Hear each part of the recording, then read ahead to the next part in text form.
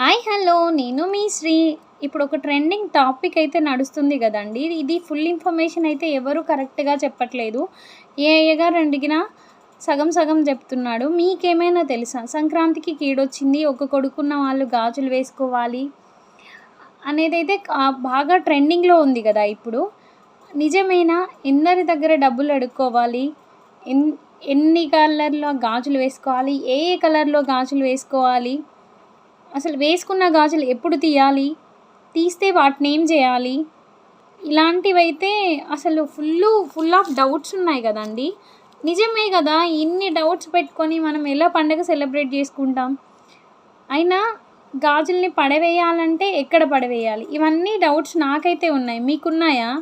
మీకుంటే మీకున్న వాళ్ళు కమెంట్స్ కోసం వెయిట్ చేద్దాం, లేదంటే తెలిసిన వాళ్ళు మాకు కమెంట్స్లో చెప్పండి.